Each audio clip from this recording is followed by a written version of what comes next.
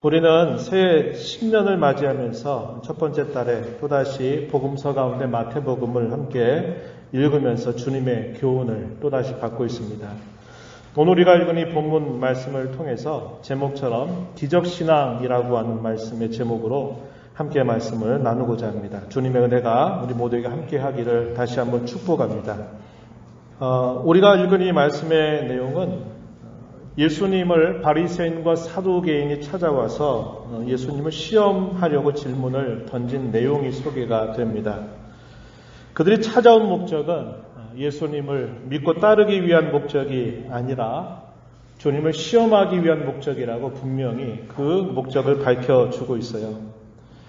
잘 아시는 것처럼 우리 주님께서 공생의 사역을 하실 때 주님은 크게 세 가지의 중점적인 사역을 감당하셨습니다. 천국의 복음을 전파하시는 일, 설교하셨고 또 그 복음을 많은 사람들에게 기회가 되는 대로 가르쳐 주셨습니다. 그리고 기적과 치유를 베풀어 주시면서 그들을 새롭게 하시는 일들을 끊임없이 주님은 감당하셨습니다. 시간이 흘러가면서 예수님에 관한 소문이 사람들의 귓가에 계속적으로 퍼져나갑니다. 그래서 예수님이 가는 곳곳마다 참 많은 사람들이 예수님을 찾아오게 됩니다. 어떤 사람들은 자신의 부끄러움을 이겨내고 주님 앞에 나오는 사람들이 있었습니다.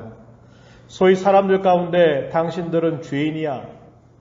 당신들은 부정한 사람이기 때문에 우리 무리들 가운데 나타나면 안 돼. 라고 치부되었던 사람들. 세리라든지 또 창기들이라든지 또 부정한 질병에 걸려서 사람들로부터 격리된 삶을 살아야 됐던 그런 많은 사람들이 자신의 부끄러움을 무릅쓰고 용기 내어서 주님 앞에 나오는 사람들이 있었죠. 또 어떤 사람들은 자신의 깊은 종교적인 고민을 해결하기 위해서 어쩔 수 없이 조용히 예수님 앞에 찾아와서 자신의 종교적인 고민을 털어놓기도 했습니다. 이런 사람들은 비교적 자신의 마음을 정직하게 살필 줄 아는 정직한 종교 지도자들이 해당이 될 것입니다. 또 어떤 사람들은 자신의 질병을 고침받기 위해서 예수님을 찾아오기도 합니다. 각색의 많은 병들이 걸렸던 사람들, 또 당시에 귀신이 들려서 사람들의 제어를 받을 수 없었던 그런 사람들, 이런 사람들이 예수님에 관한 소문을 듣고 자신의 질병이 치유되기 위해서 주님 앞에 찾아오기도 했습니다. 또 어떤 사람들은 사회적인 차별을 무릅쓰고 주님을 찾아오기도 합니다. 유대인들이 봤을 때는 그들이 상종하지 않는 이방인들 같은 경우에도 예수님에 관한 소문을 듣고 그 차별을 무릅쓰고서 주님 앞에 찾아오기도 했습니다. 이처럼 예수님을 찾아온 참 많은 사람들이 예수님을 찾아와서 만나고 그들로 하여금 그 어려운 척박한 삶을 살아가는 과정 속에서 천국이 무엇인가를 그들이 바라볼 수 있고 천국의 백성이 되는 복을 받기도 했습니다. 그런 안타깝게도 이와 반대로 가장 종교적인 사람들, 가장 경건한 사람들, 그 많은 사람들은 오히려 주님에 대한 소문이 퍼져가게 되면서 주님을 멀리 하게 되고 주님을 배척하고 주님을 어떻게 하든지 처단하려고 하는 그런 마음을 갖기도 했습니다. 갈수록 천국이 그들에게 전파가 되고 그 천국의 능력이 그 가운데 나타나고 있지만 정작 가장 경건하다고 말했던 그런 많은 종교 지도자들은 갈수록 그들이 천국으로부터 멀어져 가는 모습을 보이기도 했다고 하는 것입니다. 그 대표적인 인물들, 오늘 우리가 읽은 본문에 보면은 바리새인들, 사두개인들이 소개가 되고 있습니다. 이들이 예수님을 찾아왔어요. 그러나 많은 사람들이 예수님을 찾아왔던 그 목적과 전혀 다른 목적을 가지고 예수님을 찾아옵니다. 그 목적이 무엇이었는가? 예수님을 시험해서 예수님으로 하여금 무엇인가를 책잡고 그를 뭔가 죽일 빌미를 찾기 위해서 교묘한 질문을 가지고 예수님에게 나와 온 것입니다. 그들의 마음속에 숨겨되었던 그들의 위선, 그들의 거짓됨은 주님 앞에 나오면서 그들은 다 드러나고 폭로가 나기 시작합니다. 그들의 마음이 얼마나 완고한지, 그들이 얼마나 영적인 무지함으로 가득 차 있는지 주님 앞에 나올 때마다 그것들이 다 드러나기 시작했습니다. 이것이 당시의 종교 지도자들 대부분이 보여주었던 거의 비슷한 반응들이었다고 하는 것을 우리는 알게 되죠. 그들은 모든 사람들의 지도자라고, 모든 사람들을 안내하고 인도하는 사람들이라고 자타가 공인했던 인물들이었지만, 정작 예수님의 이 천국 복음의 사역이 계속적으로 전파가 되고 확장되는 과정에서는 오히려 그들이 결국 영적으로 무지한 자들이었다고 하는 것을, 그들이 얼마나 그 오랜 시간 동안 위선을 가지고 신앙생활을 해왔든지, 또 그들이 얼마나 형식적인 신앙에 치우쳐왔는지를 주님 앞에 나오는 속속이 다 그들의 모습이 드러나게 되는 것을 우리는 보게 되는 것입니다. 예수님에게 나와서 그 시험했던 그 내용에 대해서 우리가 읽은 본문 1절 하반절에 보면은 예수님에게 이것을 요구한 겁니다. 하늘로부터 내려오는 표적을 보여달라라고 이렇게 요청을 했습니다. 그들이 주님께 시험 삼아 요구했던 그 내용은 하늘로부터 내려오는 표적을 보여달라고 하는 것이었는데, 예수님께서는 공생애를 시작하시면서 40일을 밤낮으로 줄이시게 되죠. 광야에서 마귀에게 이끌려 시험을 받으셨습니다. 그 시험들 가운데서 특별히 두 가지, 예를 들면 돌을 떡덩이가 되게 해서 이것을 먹어라 하는 그런 시험의 내용이라든지, 예수님을 예루살렘 성전 꼭대기에 데려가서 이 성전에서 뛰어내린다면 구약에 있는 말씀처럼 천사가 너를 받들어서 다치지 않게 할 것이다 라고 이렇게 주님을 시험했던 내용들이 나타납니다. 주님께서 이 땅에 오셨던 그 중요한 목적은 그분이 하나님 되심을 바로 나타내는 것이 아니었습니다. 오히려 죄 가운데 헐떡거리고 죄 가운데 공고한 심령들과 똑같은 사람이 되셔서 주님이 그들을 대신해서 그들을 위해서 짊어져 주셔야만 하는 일들을 묵묵히 걸어가셔야만 했다는 겁니다. 이러한 걸음을 통해서 주님은 그들을 죄로부터 건지고 영적인 질고로부터 그들을 살려내고 그들의 육체적인 질고로들이 해결될 수 있도록 길을 마련해 주셔야만 했던 것입니다. 그런데 끊임없이 예수님을 시험하는 내용은 그런 거 하지 말고 그런 거 없이 뭐라고 이야기하는 겁니까? 그들로 하여금 네가 하나님이라면, 네가 하나님의 아들이라면 이런 능력 정도 좀 할 수 있는 거 아니야? 라고 말하면서 끊임없이 예수님을 시험하는데, 그 시험을 통해서 결국 예수님이 무엇 때문에 무엇을 위해서 이 땅에 오셨는가를 계속 흔들어내기 시작하는 것입니다. 그리고 그분에게 주어진 길을 가는 게 아니라 그분은 자신들의 기대와 자신들의 만족과 자신들의 필요를 얻게 해주는 요술방망이 같은 노릇을 해주기를 끊임없이 요구하고 있다는 것을 보여주고 있는 겁니다. 이것은 주님이 메시아로서 가셔야 할 그 걸음과는 거리가 먼 내용들이었다고 하는 것이에요. 그래서 오늘 우리가 읽은 이 본문 속에서도 이 종교 지도자들이 찾아와서 예수님에게 요구하는 것은 또 보여달라는 거죠. 또 기적을 행해달라고 하는 겁니다. 뭘 좀 보여줘서 우리 좀 놀랍게 해달라고 하는 겁니다. 자신들의 기대를 또 만족해달라고 요구를 하고 있는 것입니다. 예수님께서 이러한 종교 지도자들과의 대화가 있기 전에 어떤 일이 있었는가? 예수님은 참 놀라운 기적을 행해 주셨습니다. 그 대표적인 것이 유대인들을 대상으로 해서 이 갈릴리 바다 북동부, 갈릴리 바다 쪽에 북쪽에 약간 동쪽에 있는 그 지역에 벳세다라고 하는 지역이 있습니다.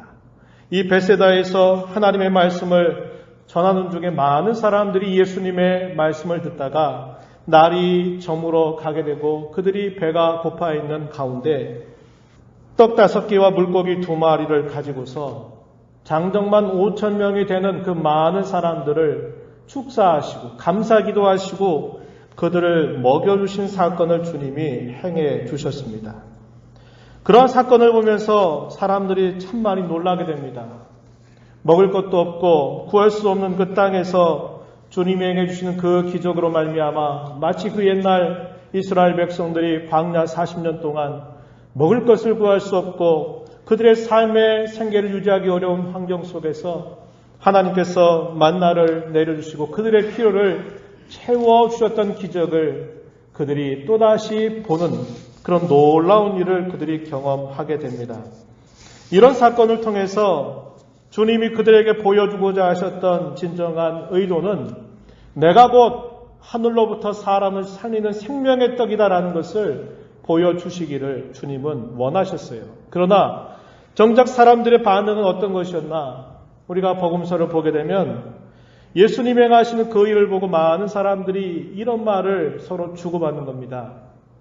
저분이 우리의 임금이 된다면, 저분이 우리의 왕이 된다면, 우리가 지금 겪고 있는 이 모든 삶의 무거운 이 문제들, 고통의 문제들, 먹을 문제들, 우리의 모든 정치적인 문제, 이런 모든 문제들을 일순간에 다 해결해 주실 수 있는 분이시로구나 이렇게 생각을 하고는 저분이 우리의 왕이 되면 좋겠다.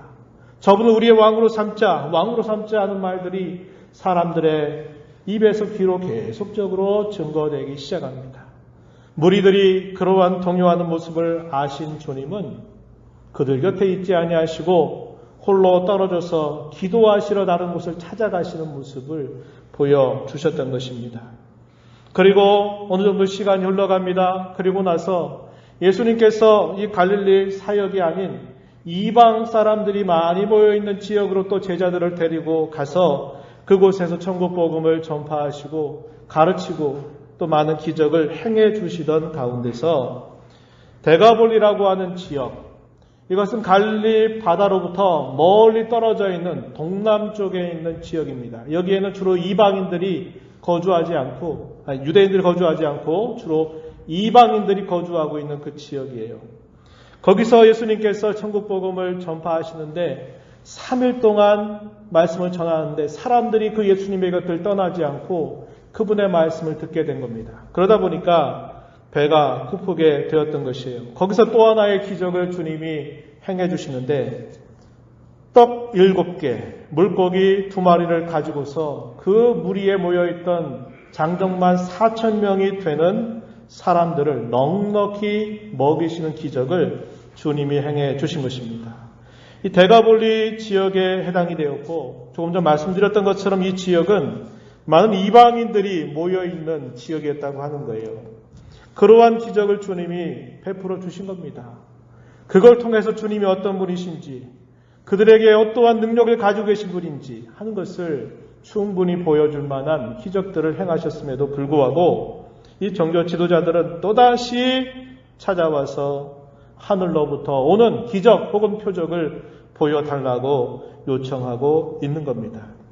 사람들의 관심과 기대는 항상 자신들의 상황, 자신들의 문제 가운데 항상 그 초점이 모아져 있는 걸 우리가 보게 되는 겁니다. 주님은 기적을 행하시는데 그 기적 자체를 통해서 사람들을 놀라게 하고 사람들로 하여금 자신을 주목하게 하고 자신이 얼마나 높은 분인가를 알아주기를 바라는 마음으로 기적을 행하신 적이 없어요. 오늘 우리가 읽은 본문 속에서도 표적이라는 말을 사용합니다. 이 표적이라고 하는 말은 기적은 기적인데 그 기적이 무엇인가를 가르쳐주는 방향이 있고 화살표가 있다는 것을 보여주는 표현입니다. 단순히 기적을 행하시는 것만이 아니라 그 기적을 통해서 그분이 어떤 분이신가를 바르게 알고 그분을 믿음으로 말미암아 그들에게 참된 생명을 얻고 그들이 그 땅에 살아가지만 천국의 삶을 살아가는 자들이 되기를 주님은 기대하셨던 겁니다. 그래서 그걸 두고 표적이다 이렇게 표현을 한 것이에요.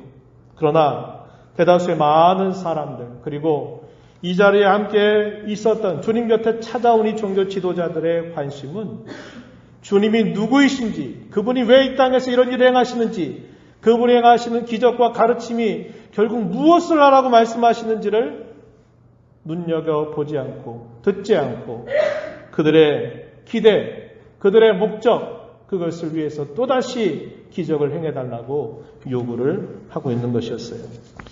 그러한 그들을 향해서 주님께서 뭐라고 책망하시느냐? 악하고 음란한 세대라, 이렇게 책망을 하시면서 크게 두 가지 정도를 주님이 책망하시게 됩니다. 첫 번째는 뭐냐면, 너희가 왜 시대의 표적을 깨닫지 못하느냐 하는 책망입니다. 이걸 다르게 설명을 드리면, 영적으로 왜 이렇게 무지하냐 이 말이죠. 그들이 살고 있는 그 시대는 어떤 시대였습니까? 그들이 그토록 기다리고 그토록 대망하고 바랐던 메시아께서 오시리라고 하는 그 약속을 그들이 기억하고 그분이 오시기를 그토록 소망하는 그런 시대였습니다. 메시아에 대한, 구원자에 대한 기대가 그토록 컸던 그 시대에 하나님께서 마침내 그의 사랑하신 아들, 유일하신 아들을 우리와 같은 사람으로 보내셔서 일찍이 선지자들을 통해서 예언했던 이 메시아가 하실 일들을 그분이 지금 눈에 보이는 현장 속에서 그런 일들을 행하고 계심에도 불구하고 그들은 그들 가운데 오신 이 메시아가 바로 그분인지를 알지 못하고 깨닫지 못하고 믿지 못하고 있다는 사실을 주님은 책망하시고 계시다는 겁니다. 그게 뭐냐? 한마디로 영적으로 무지하다고 하는 겁니다. 그 말씀이 본문 2절과 3절 말씀에 표현이 됩니다. 한번 2절 한번 보시죠. 너희가 저녁에 하늘이 붉으면 날이 좋겠다 이렇게 생각하고 아침에 하늘이 붉고 흐리면 오늘은 날이 굳겠다 이렇게 생각한다. 너희가 날씨는 분별할 줄 알면서 시대의 표적은 왜 분별하지 못하느냐라고 말하는 겁니다. 여기 시대의 표적이 뭘까요? 메시아께서 약속하셨던 대로 왔다는 거예요. 그리고 그분이 행하시는 기적 같은 놀라운 일들을 주님이 행하시기도 하고 그 천국 말씀을 끊임없이 전파하시는 일들이 지금 펼쳐져 가고 있는데 아까 말씀드렸듯이 많은 사람들, 죄인으로 치부되었던 사람들, 귀신 들렸던 사람들, 사회적인 약자들, 사람들로부터 외면당했던 사람들은 그 예수님을 찾아와서 그들이 천국의 백성이 되고 천국의 삶을 시작하는데 정작 그분을 기다렸다고 그분이 오실 것이라고 가르치고 또 그것을 자랑 삼았던 이 종교 지도자들은 왜 너희는 지금 이 시대를 읽지 못하느냐? 왜 이렇게 어리석냐? 왜 이렇게 무지하냐? 라고 주님은 책망하고 계신 것입니다. 두 번째는 4절 앞부분에 보면 이렇게 말합니다. 악하고 음란한 세대가 표적을 구한다 라고 말하는 겁니다. 표적을 구한다. 우리가 지금까지 살펴왔던 그분들이죠. 자신들의 눈에 보이는 기적들, 자신들의 감각적으로 뭔가 만족시키는 그런 기적들 또 행해달라고 말하고 있는 겁니다. 기적이 또 펼쳐진다면, 또 거기에 또 기적이 펼쳐지게 된다면 그건 더 이상 기적이 아닐 것입니다. 사람들은 그처럼 어떤 것에 익숙해지게 되면 그것이 뭔지를 다 잊어버리게 되는 실수를 범합니다. 끊임없이 또 다른 것을, 더 놀라운 것을, 더 새로운 것을 보여달라고 기적만을 요구하고 있는 그들에 대하여 주님은 악하고 음란한 세대라 이렇게 말하고 있습니다. 여기서 악하고 음란하다 이 말은 영적인 그런 상태를 표현하고 있는 말로 우리가 이해하는 표현입니다. 자기의 문제, 자기의 만족, 그것을 위한 종교, 자기의 문제 해결을 위한 종교, 자기의 만족을 위해서 주님의 이름을 부르고 자기 만족을 위해서 주님을 찾는 그러한 사람들의 본성에 대하여 주님은 심하게 책망하고 계신 겁니다. 그러면서 주님은 말씀하셔요. 내가 너에게 보여줄 것은 요나의 표적밖에 없다. 이렇게 주님께서 말씀을 하십니다. 이에 대한 말씀은 마태복음 12장 38절 이하에서 먼저 주님께서 소개하셨던 말씀의 내용입니다. 참고삼아 여러분 한번 살펴보신다면 마태복음 12장 38절로부터 40절에서 그 말씀을 이미 이야기하신 바가 있어요. 그 말씀을 한번 제가 읽어드립니다. 그때 서기관과 바리새인 중 몇 사람이 말하되 선생님이여 우리에게 표적 보여주시기를 원하나이다. 예수께서 대답하여 이르시되 악하고 음란한 세대가 표적을 구하나 선지자 요나의 표적 밖에는 보일 표적이 없느니라. 왜 요나의 표적에 대하여 주님 말씀하셨을까요? 핵심적인 포인트가 그 다음 절에 있습니다. 40절에 보면 요나가 밤낮 사흘 동안 큰 물고기 뱃속에 있었던 것 같이 인자도 밤낮 사흘 동안 땅 속에 있을 것이다. 이것이야말로 진정한 표적이고 이것이 요나의 표적이다. 나는 이 표적을 너희에게 보여주려고 한다. 예수님이 이렇게 말씀하신 것입니다. 사흘 동안 요나가 큰 물고기의 뱃속에 있었다가 그 물고기가 토해내면서 다시 그가 살게 된 그 사실에 주님은 초점을 맞춘 겁니다. 우리가 이런 말씀을 우리가 생각할 때 요나가 왜 물고기 뱃속에 들어갔는지 거기에 핵심적인 포인트가 있는 게 아닙니다. 주님은 요나가 3일 동안 물고기 뱃속에 있어서 죽음과 방불한 상태에 있었던 그가 다시 토해내게 되면서 그가 다시 생명을 얻게 되었다고 하는 것에 초점을 맞추어서 내가 너희에게 보여주고자 하는 진정한 표적은 바로 이 요나의 표적이다. 이렇게 주님이 말씀을 하신 바 있었습니다.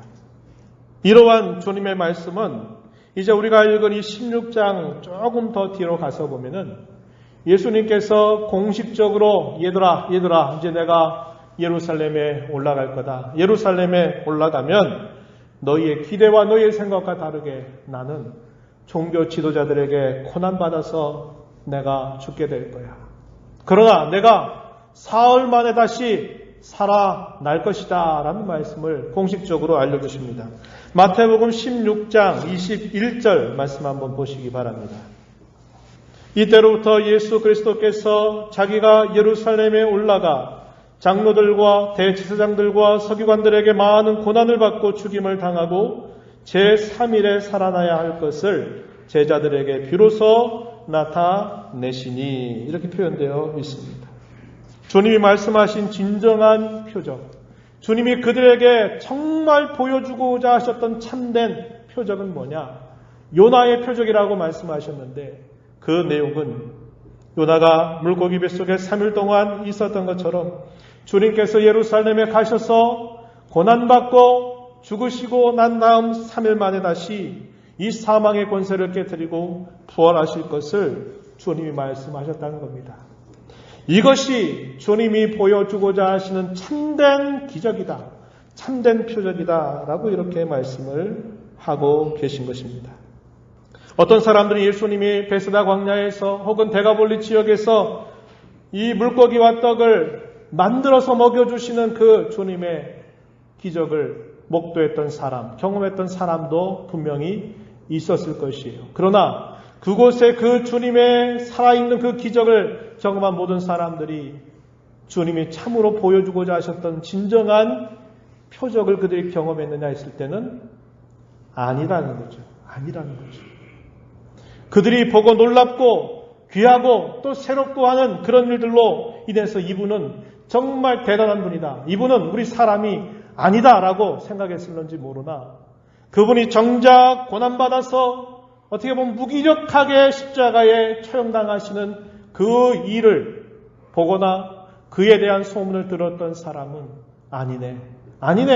우리가 그토록 믿었던, 우리가 그토록 좋아했던 그 사람이 아니네 하고 등을 돌렸을 것입니다. 그러나 주님은 모든 기적들을 행하셨을 때 궁극적으로 그들에게 보여주고자 하시던 참된 표적과 기적은 바로 그것이었다는 거예요. 주님이 십자가에 죽지 아니하셨다면 그 어떤 인생도 죄와 파멸로부터 구원받을 사람이 없는 겁니다. 주님이 십자가의 걸음을 가셨어야만 모든 자기의 백성들을 그 죄로부터 건져내고 그들로 하여금 천국에 들어가게 하고 영생을 누릴 수 있도록 할 수 있었던 것입니다. 그래서 주님은 이것을 진정한 표적으로, 진정한 기적으로 소개하고 계신 것입니다. 오늘 저와 여러분이 이 말씀을 보면서 몇 가지 함께 생각을 하고 말씀을 맺겠습니다. 첫 번째는 주님께서 큰 시험을 이겨내시고 공생애를 시작하실 때 그분은 한 번 시험을 이겨내셔서 더 이상 시험을 안 받으신 것이 아니었다는 것을 우리는 생각하게 됩니다. 주님은 첫 번째 받으셨던 그 시험을 말씀에 의지해서 승리하게 되시지만 그 시험의 내용은 시간이 흘러가면서 그 시험의 내용은 계속되었고 그 시험은 더욱더 거세져 갔다는 것을 우리는 보게 됩니다. 그러나 주님은 그 모든 일들이 마치 내게 오리라고 알고 계셨던 것처럼 그 모든 시험들을 넉넉히 이겨내시는 모습을 보여주셔요. 이것은 저와 여러분의 삶의 본보기가 된다고 하는 겁니다. 주님께서 당하셨던 그 시험은 우리가 이 땅에 교회를 이루어서 구원받은 하나님의 사람으로 살아가면서 우리가 수많은 우리의 삶의 여러 다양한 원인들로 인해서 우리는 시험을 받게 된다는 것을 보여줍니다. 그럴 때 우리는 주님께서 앞서가신 그 걸음을 따라서 주님이 그 시험으로부터 승리하신 것처럼 시험이 오와라. 그러나 내가 주님께서 가신 그 걸음을 따라서 나도 승리하리라고 하는 그런 다짐을 가지고 살아가야 됨을 배우게 됩니다. 한 번 이겼다 그래서 우리가 교만할 것도 없습니다. 또 반대로 한 번 쓰러지고 넘어졌다 그래서 더 이상 일어서지 못할 것처럼 낙심할 것도 없다는 것을 우리 마음이 기억해야 합니다. 두 번째는 참된 기적은 눈에 보기에 우리의 귀에 들리기에 우리의 손과 발로 마치 감각적으로 우리에게 느껴지는 데 있는 게 아니라 참된 기적은 우리로부터 죄의 굴레로부터 마귀의 속박으로부터 영원한 지옥의 영벌로부터 우리를 건져서 우리의 속을 완전히 바꾸고 우리를 새롭게 하시는 것임을 우리는 알아야 하겠다는 것입니다. 참된 기적은 사람을 놀라게 하는 것에 있는 게 아닙니다. 사람을 놀라게 해도 그 사람은 그것으로 인하여 변하지 않을 가능성이 매우 커요. 그러나 주님께서 요나의 표적으로 말씀하셨던 이 표적, 그분이 자기 백성들의 죄를 짊어지고 십자가에서 모든 고난을 당하셔서 그 백성들이 받아야 할 모든 죄값을 치러주시고 사망의 권세를 깨뜨리시고 부활하신 이 기적이야말로 속 사람을 완전히 새롭게 하고 그 사람의 가치를 바꾸고 그 사람의 인생 전체를 바꿀 수 있는 참된 기적임을 우리는 알게 된다고 하는 것입니다. 참된 기적은 그 기적을 행하시는 주님을 바르게 알고 그분을 믿고 죄를 용서받고 그분의 자녀가 되어서 남은 생애를 그분과 함께 그리고 그분을 위해서 살아가는 것에 있다는 것을 깊이 마음에 간직하십시다. 우리가 이렇게 하나님의 은혜를 늘 받고 살아가는 감사와 감격을 갖고 그런 기적이 내게 이미도 이루어진 이 사실들을 기억하면서 주님과 함께 그분 위해서 매일매일 살아가는 삶, 이것이 참 기적을 맛본 자의 모습임을 반드시 기억하고 우리 남은 생애 가운데서 이런 기적을 경험한 자로 주님을 기쁨으로 섬겨가는 저와 여러분 되기를 진심으로 축복합니다. 하나님 아버지 감사합니다. 오늘도 저희들을 불러주셔서 주님의 말씀으로 저희들을 다시 일깨워 주시니 감사합니다. 예수님께서 행하셨던 수많은 기적들, 그것을 보고 실제로 경험했던 수많은 사람들이라 할지라도 그것을 통해서 주님을 알고 믿고 그들이 천국의 삶을 시작했던 사람들은 그렇게 많지 않았을 것입니다. 오늘은 또 무슨 기적을, 또 무슨 놀라운 일을 행해 줄 것인가만을 바라보고 자신들의 기대와 자신들의 목적을 위해서 주님을 따라가는 어리석은 자들의 삶을 저희들 잘 살펴서 참된 기적을 경험하고 이 기적이 우리 가운데 이루어진 이 사실들을 감사하고 기뻐하면서 남은 생에 주님과 함께 우리가 시련과 역경과 어떤 삶의 형편 속에 있을지라도 주님과 함께 주님을 위하여 살아가는 저희들의 삶이 되도록 은혜를 더하여 주옵소서. 예수님 이름으로 기도하옵나이다. 아멘. 찬송가